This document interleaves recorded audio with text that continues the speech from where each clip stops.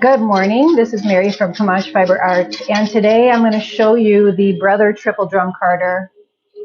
This has 3 drums, and it's a heavy carder.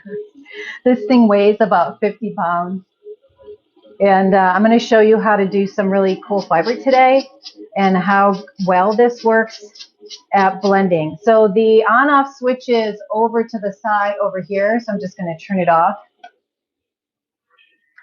And then it has a speed indicator here, and I'm going to show you the speed indicator in a little bit when I'm starting to card. So I just wanted to show you the fiber I am carding today is from Witch Wood Farms LLC, and her name is Teresa Caruso, and she is a shepherdess that raises the most beautiful blue-faced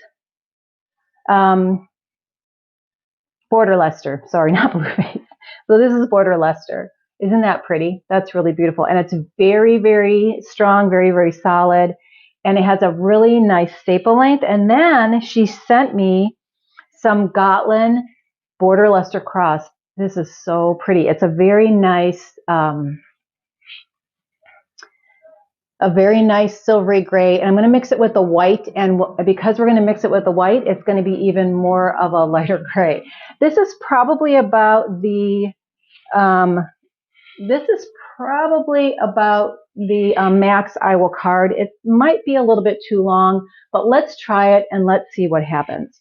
So when I turn the carder on, if I move this down here, what it's going to do is change the speed of those 2 drums.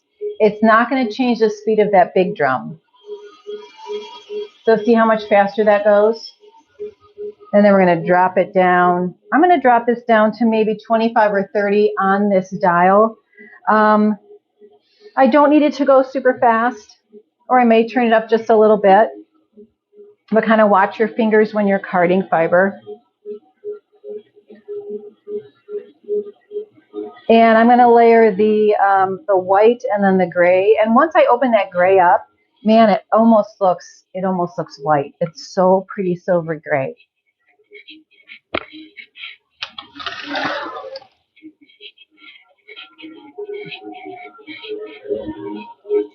So the small drums will deposit the fiber on this big drum. This is a Brother Supercard.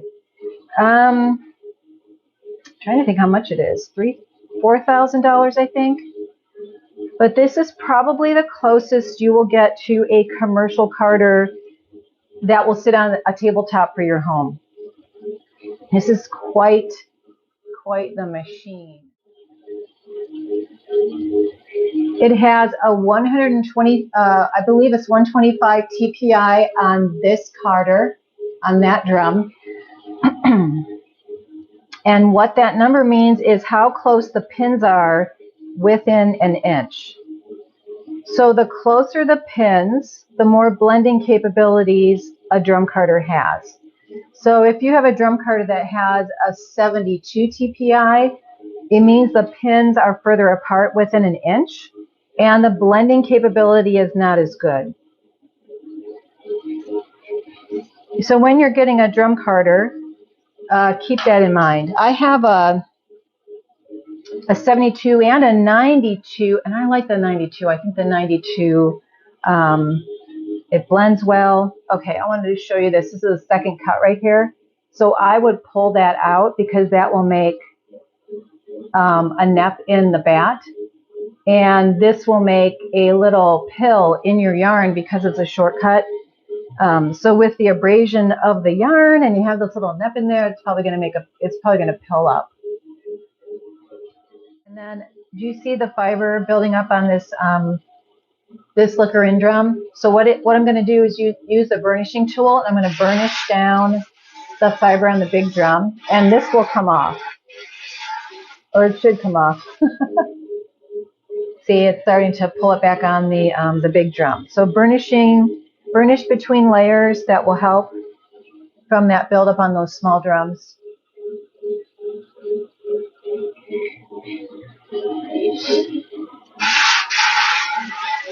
Okay, and as soon as this goes in, I'm going to take up this bat. We'll take a look at it, and then I might put it through one extra time to blend it even, blend the colors even more and the fibers even more. So remember, we have two different fibers that we're blending together. We are blending the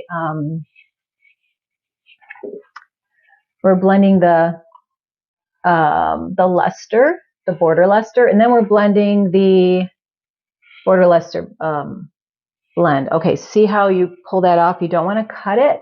You just bring it up and it'll be a natural break in the fiber. Well, the fiber's not breaking. It's just where the ends are. All right, so there's that. That's how I start to take off the bat. And then if you need a little head start, if you need a little start to get that off the drum, I would use, this is an Olivia hairbrush cleaner. I think it's like 11 bucks online. This is like the best tool ever. And then just pull it off. Okay, so that's what that looks like. It has a lot of white in it, with little pieces of black. Let me take a closer look at that and see. God, you know what? For just one pass, I mean, look how, that's crazy. Look how well that blended. I don't know if you can see that, but that's really pretty. I'm not even sure if I put it through a second time. That's crazy. This, you know what? This carder, I'm going to do it anyway.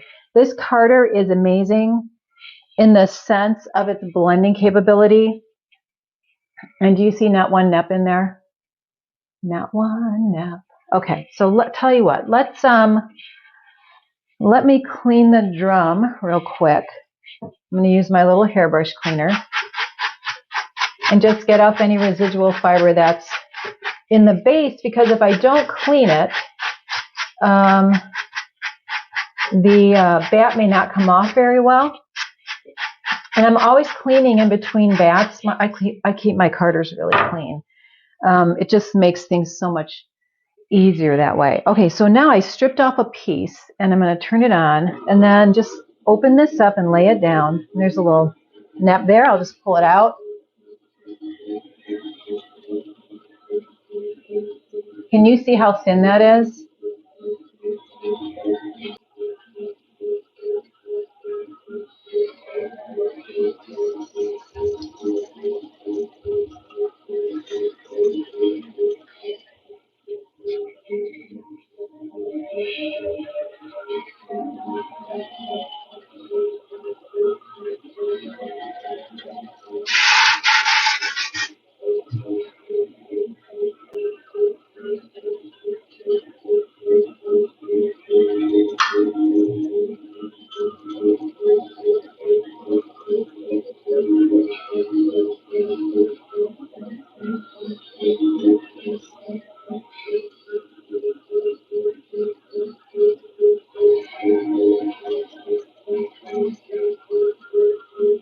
See how airy that is? You can see my hand under the bottom. You want to make sure I'm putting in very thin layers. Try not to shove a lot of fiber through these drum carders because they'll bend the pins over a period of time. You don't want the pins bent, because then it just ruins your carder. And then if you want to sell it, right?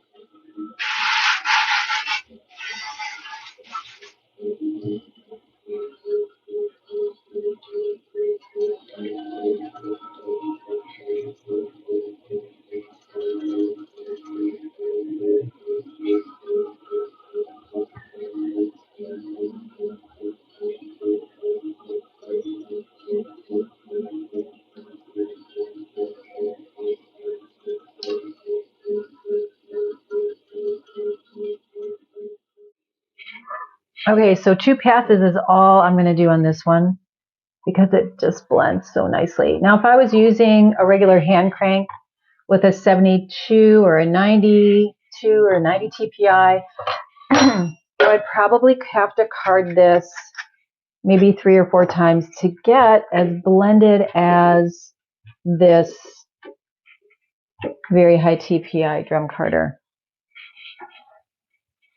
All right, so let's see. So that's it. That is the bat.